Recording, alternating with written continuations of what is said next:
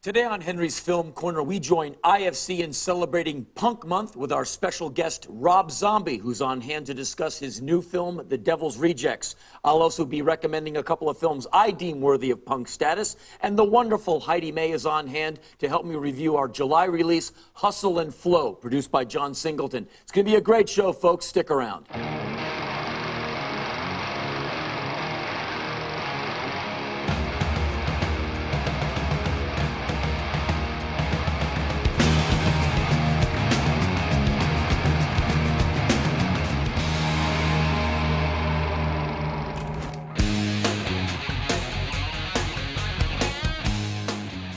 Somewhere in the late 70s, rock music had become a boring, slow-moving dinosaur relegated to noisy arenas and stadiums. Something had to happen, and thankfully, it did. Punk rock, motherfucker.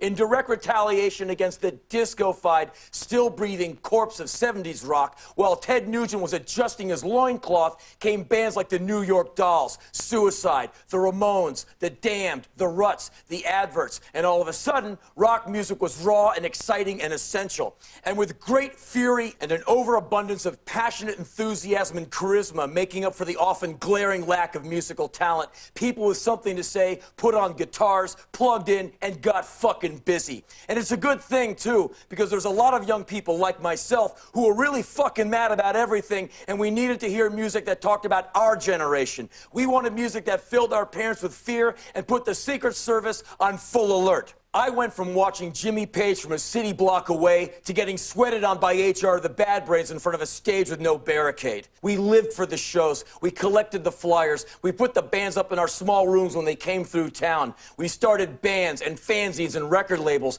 We realized that this music was going to be part of our lives forever. And that's how some of us were able to survive our teen years, with the mark of punk rock indelibly engraved in our minds. And from my standpoint, as far as music is concerned, either you mean it and go all the way, or you get the fuck out of here.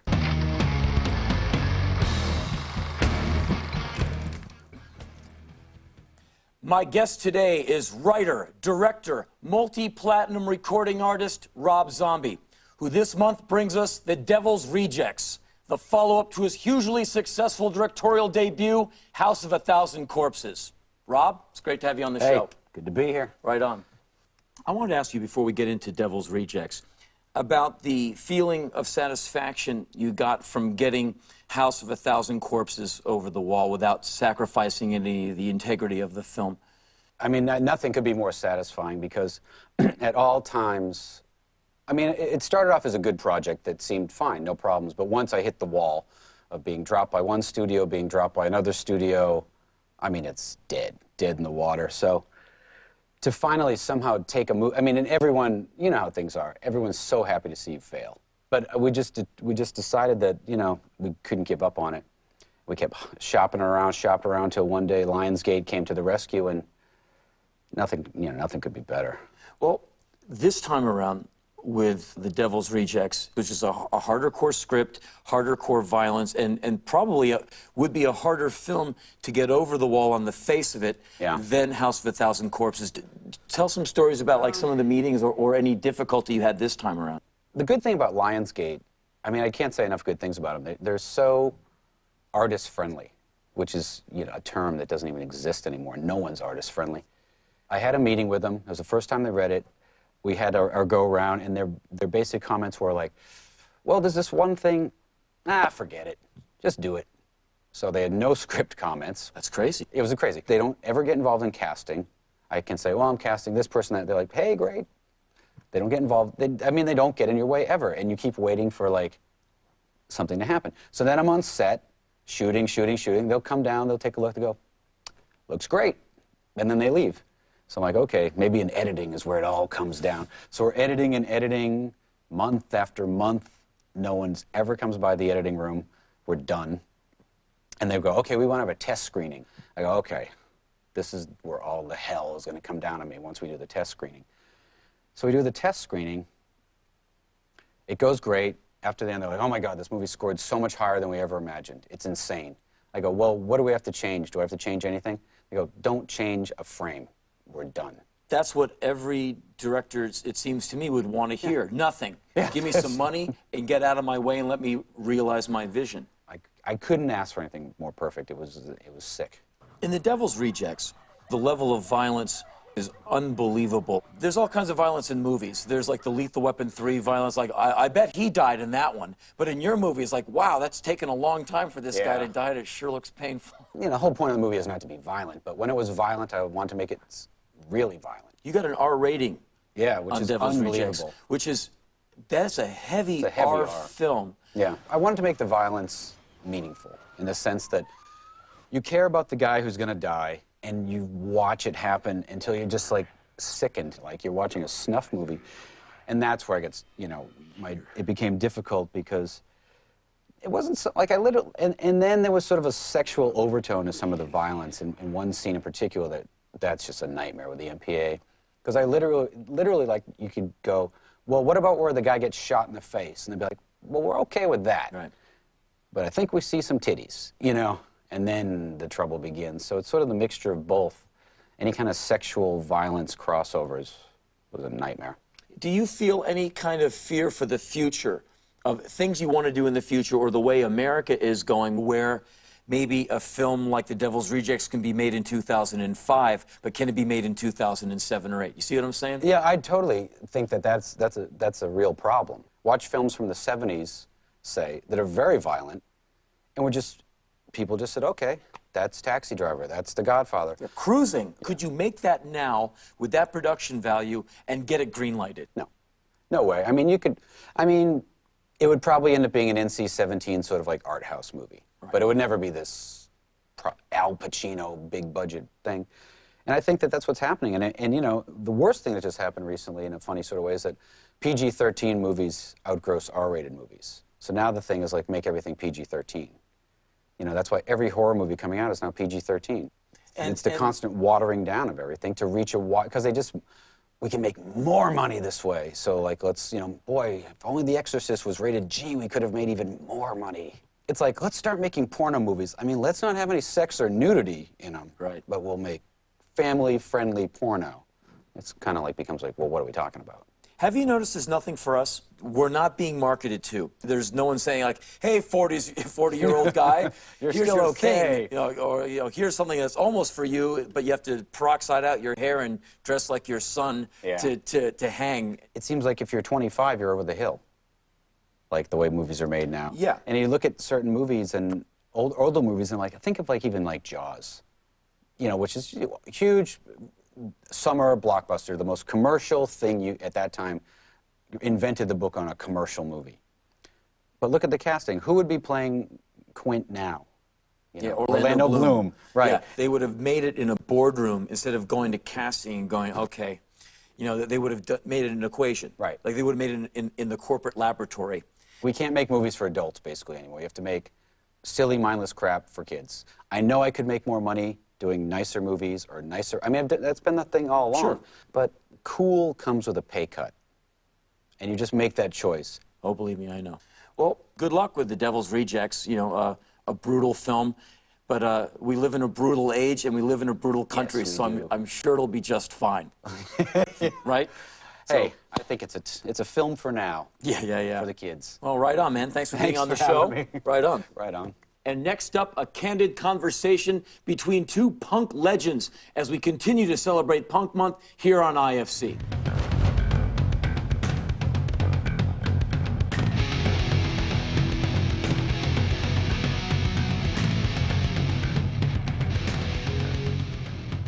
Hello, John. Yes, Steve. What do you miss about the punk era? There's something that you miss about not being the bad guy, being able to piss people off just by what you represent. What about you, Steve? You miss anything from the old days? I don't know. I kind of found all that kind of exciting. Yeah. That we was getting so much attention Yeah. from, like, you know, the government, which is bizarre, you know what I mean? You know, when God Save the Queen was #1, Yeah. they wouldn't have it as #1. They put Rod Stewart there. Right. And when has that ever happened? Right. You know what I mean? I mean, that's a statement right there that something's... They're scared. You've got something screwing in the wheel there, you know? Yeah. So you know, the government hates you, the police are not your friend, how much, like, self-realization? I mean, how much did everybody realize, like, you know what, I'm part of something that people are going to remember? Was there a moment when that was, like, really apparent? Was there, you know? Yeah. The one thing that stood out was when we was playing on the boat on the River Thames. Yeah, yeah. When it was the Queen's birthday. We rented a boat and we're playing on that, and we're playing God Save the Queen as we go past the Houses of Parliament. And the cops didn't like that, so they Can't imagine why. they pulled the boat over and they arrested McLaren. They arrested a bunch of us. I snuck out because I was slippery like that. Yeah, absolutely. You know, and but that was, you know, that was apparent. We really weren't doing anything wrong. Legally, we weren't doing anything wrong. Right. We rented a boat, we're playing music on a boat, you know. Yeah. But obviously we were doing it to rile things up. Defining moment for X or LA punk rock was we were in the basement of a Hollywood shithole with a porno theater above us, and there were, you know, 500 kids going fucking nuts. And someone had just torn the toilet out, and there was, like, you know, 6 inches of water all across the bathroom and stuff. And you knew that you were part of this bohemian movement. But punk is so underground and sneaky and, you know, subversive that I think what happened is it went, like, deep into people's, like, psyche. And then it started coming up with, you know, bands like Green Day and bands, you know, that are, like, super popular now. And it's because people are still pissed off. It's like, that's what punk rock's all about. Well, there's always going to be pissed off teenagers, hopefully. Yeah. I mean, that's the way it's supposed to be. Well, there's that moment where you realize things are not fair. It's because you're finding out who you are. You know, you're starting to get muscles, you know, and there's weird shit that happens to you when you're a teenager, and you don't know how to vent that other than, you know, smash things up. And music's a good form to release that, if you're lucky enough to have a little bit of talent to play a few chords or Well, that's the drums. beauty of it. It's all primal. Yeah, that's the difference between punk and, like, bands like Emerson, Lake and Palmer, who went to music school and studied in Daddy's house bedroom for like 10 years on his fucking organ or whatever he was playing. And that's the difference between punk, where you, okay, here you go and do it now. Right. And figure it out. Which is doing and not thinking, yeah. I like punk rock. 2 thumbs up for punk rock. I missed you. I missed you too. It's been wonderful. It's been wonderful. Doing this. Let's come back to the rainbow again and have The hamburgers. smell of beer and semen, yes. Back to you, Henry. And now my dear pal Heidi is here with me in the studio to help me review a film. Heidi, it's nice to see you as always. Hello. You and I just had a wonderful weekend in New York, a wonderful excursion into the 212 area code. And I noticed since we've come back that you've been ignoring me. So, Henry. what's up with that? Because you were terrible in New York. You got off the plane and you were unruly and complaining and bitching right away. I told you, I'm going shopping, you got to get out, get in a cab because you're not coming with me because you bitch and complain every time you do something with me. And no, I want to watch you shop. It's funny. It's fun. I go into a couple stores, you stand outside complaining. Didn't and complain? I come How out. would you know? You're inside the come store out and you're looking talking, at $90 pants. Here's a pair of jeans, $150,000. No, I didn't. I wasn't looking at pants, by the way. I was Carly looking, Simon once touched it. And I come outside, and you're talking to some guy, and you look at me like a crazy man and said, "I'm going to beat someone's head in." I'm like, "Get out of here!" Then get in the cab His and get village out. enervates me. You know what? Then I said, "Go home." Why do you have to come with me and threaten to beat people's heads in? I Hello. left. Hi, I'm Henry. I'm 18. I want to beat everyone's head in. I brought John Waters over to meet you. That was the highlight. That was the only good thing you did he while we were he in New talked York. sexy porn talk to you. I said, go get John Waters, please, because he, you know, I love him. And I did what I and was you told. Did. I brought him over. That was the one redeeming thing you did the whole And time. he talked to you about things. Weird things. But you know what? I love him. He's sweet, he's beautiful, he's kind, he's funny, and that's the one good thing you did. Everything else, you were terrible, you sucked, you get an F. F. That's your grade for the New York trip. F. Fail. I like it when you are agitated. Movie time. Okay. Movie time. The film Heidi and I are going to review is called Hustle and Flow. It's like all my days, I've been hearing this beat in my head, man. Like pounding, but then sometimes, man, it get real soft. Man, it's like I can't be stopped. If you are anywhere near the Sundance Film Festival this year, you will have heard plenty of hype about Hustle and Flow, this year's Audience Award winner. Hustle and Flow stars Terrence Howard as DJ, a hardworking pimp in the South who's barely managing to make ends meet. DJ spends most of his days philosophizing about life in his beat-up Chevy while pimping his primary source of income, a runaway prostitute named Nola, played by Taryn Manning. You know what this means? What? It means we in charge. Struggling to put food on the table and entering his version of a midlife crisis, DJ revisits repressed dreams of becoming a respected rapper. After bumping into an old high school buddy who knows a thing or two about recording music, DJ realizes he may still have a chance to get out of the ghetto. Look, this track here, man, this is my heart, man. Tapping into his everyday struggles, DJ jots down a few meaningful verses and with the help of his friends is able to construct a worthy demo. Go! I'm gonna make these suckers recognize I ain't playing ho. If you violate off the top, trick, you gotta go. Woo!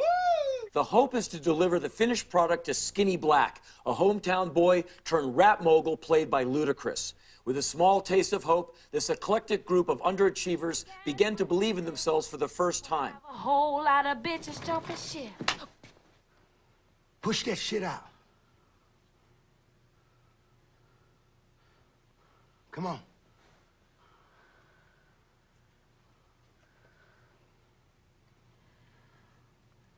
You know it's hard out here for a pimp when he tryna get this money for the rent, for the Cadillacs and gas money spent will cause a whole lot of bitches jumping shit. While the premise of Hustle and Flow is nothing new, it's clear that filmmaker Craig Brewer's focus was building solid characters through realistic dialogue while avoiding cliché storytelling. John Singleton came on board to produce this film, perhaps seeing an opportunity to return to his Boys in the Hood caliber of early filmmaking. Hustle and Flow is one of the largest acquisitions in Sundance history, and with the MTV marketing machine pitching in, this film will likely get a wider release this month. So, Heidi, what did you think of the film? I thought it was great. This is the year that everyone's going to hear about Terrence Howard. I think this is his year. This is his movie. He's brilliant. Hustle and Flow has everything I need in a movie. It has heartbreak, humor, redemption. It has great acting, a great story. I loved it. I think it's great. What'd you think? I didn't know what to expect when we walked in. I didn't either. With the MTV hype around it, I just expected really beautiful people saying lines. This film, I walked out there going like, wow, shut my mouth. I should not, judge anything until I really see it for myself. Exactly. And it's nice to see John Singleton kind of return to form with Hustle and Flow. I know what I like in a film, and I know that I like really heavyweight, gutsy acting. And this film has This is it. Yeah, exactly. Yeah. You know who blew my mind was Taraji Henson. She played Shug, the pregnant girl. Incredible. She broke my heart. She was like the broken little sparrow, and she played it perfectly. There was twice where I got teared up from her. She moved me. She moved me, and I like the whole story. Has a lot of heart. There's redemption. He's a pimp, but he's not a bad guy. He's good to the girls. They're this struggling little family, unit. just living in poverty, but everyone has a dream. There's a lot of frustration there that was portrayed. He's not a dumb guy. He's not a bad guy. Yet here's his lot in life. And in America, a good guy with a head on his shoulders should be able to get somewhere. And look what he's got to do to get somewhere. And I think that reality in Hustle and Flow mirrors a lot of problems we have in this country. There's a lot of people who want an opportunity, and it's not there for them. And there's a lot of frustration there. And I think this film addresses that. So, Heidi, would you recommend the film? Definitely. And I think anybody that wants to be an actor needs to go check out this movie and see how it's done. Yeah, absolutely. Yeah. Tremendous acting performances from every single person in the film. Unbelievable. Yeah, I would recommend the film. Absolutely. Director Craig Brewer, he wrote and directed the film. He did an amazing job. I'll definitely be looking to see what his next project's going to be. He has me very interested. I think everyone should definitely go check out Hustle and Flow. Me too.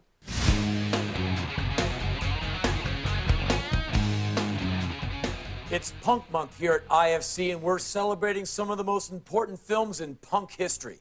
Many movies have tried to capture the spirit of punk, but none more creatively than those behind the 1980 British classic, Rude Boy.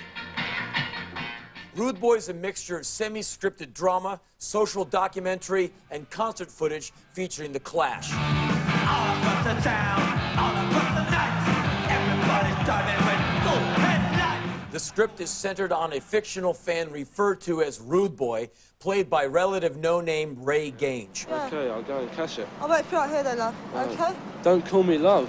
Why not? 'Cause I don't believe in it. His story is that of many British citizens in 1978, economic hardship and overall doubt. The country's mood is one of disillusion and political failure as race riots dominate the streets and an increasing number of unemployed, aimless youth see little or no chance at a solid future. I don't know. I can't think what to do with myself, you know. I'd like to get a job that I'm really interested in, then I can really work, you know. I wouldn't mind a job with you lot. How can I offer you a job? What are you going to do?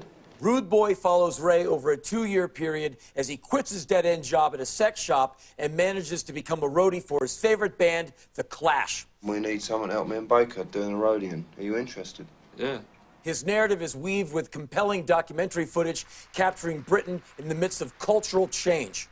But make no mistake about it, Ray's story is simply the backdrop to capture the importance of one of the most influential bands of all time.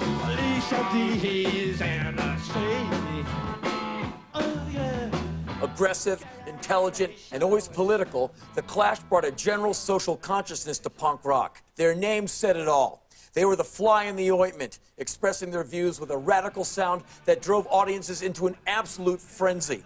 Rude Boy captures The Clash in their prime with extraordinary footage from their Clash on Patrol tour and a legendary performance from the Rock Against Racism Festival.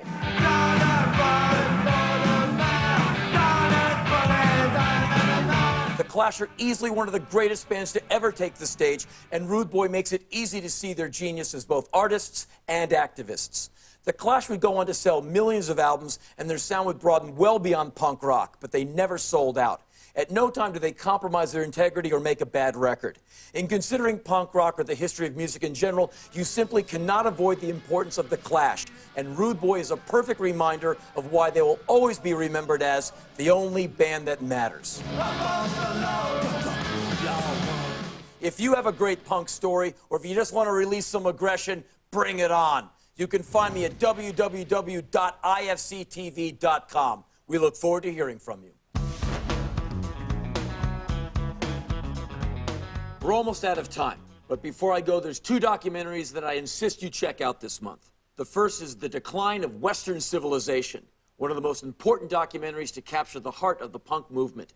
Directed by Penelope Spheris, this film focuses on the rise of the Los Angeles punk scene in particular, with very rare footage of bands like the Alice Bag Band, Catholic Discipline, the Circle Jerks, the Germs, Black Flag, and many others. This film is not an easy find, but check out declinemovies.com.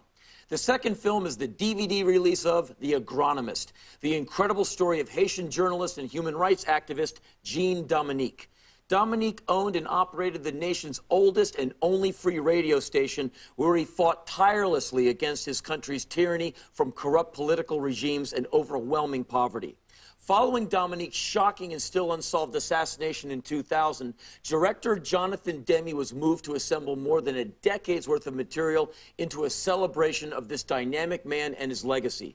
These are 2 excellent documentaries that you should really see. And as always, thanks for watching, and please join us next month when our very special guest will be Billy Bob Thornton. We'll see you then.